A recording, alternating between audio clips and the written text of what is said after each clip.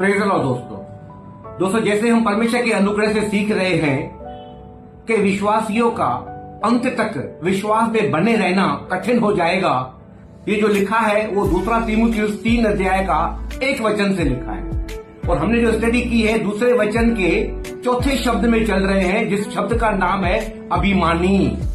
तो दोस्तों आज के तारीख में 21वीं सदी में ज्यादातर सेवादारी लोगों को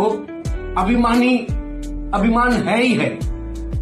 अगर हम देखें हमारा प्रभु यीशु मसीह गुरु जो परमेश्वर होकर दुनिया में आया, जो परमेश्वर के तुल्य होने पर भी अपने को उस बात में वश में न बना के रखा, वरन उसने अपने आप को शून्य कर दिया, मनुष्य का रूप धारण किया, उसने क्रूस की मौत को भी उठा लिया। उसने कभी किसी बात पर अभिमानी नहीं की, हालांकि इतने बड़े बड़े काम किए। उसके बाद प्रेरितों में से भी किसी ने किसी बात को लेकर कभी भी अभिमान नहीं किया, हालांकि प्रेरितों ने भी अपने जीवन में सेवकाई के कार्य में बहुत बड़े बड़े काम किए, लेकिन कभी अभिमान नहीं किया किसी भी बात पर। अगर पौलुस के विषय में सुने तो बाइबल में लिखा है, लोग पौलुस की बॉडी को अंगोछा और रुमाल छूकर किसी बीमार को लगा देते थे तो वो बीमार चंगा हो जाता था।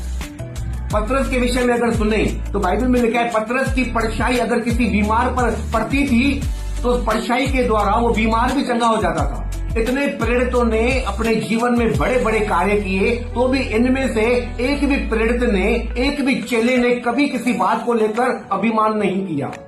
और आज के तारीख में अगर कोई अच्छा सा प्रचार करता है और कुछ लोग उसको बोलते हैं, भाई साहब सर जी आपने बहुत अच्छा प्रचार किया, तो उत्तर में क्या मिलता है, हाँ मैंने 2 दिन 3 दिन बहुत मेहनत की है ना, इसके लिए आज प्रचार अच्छा हुआ है।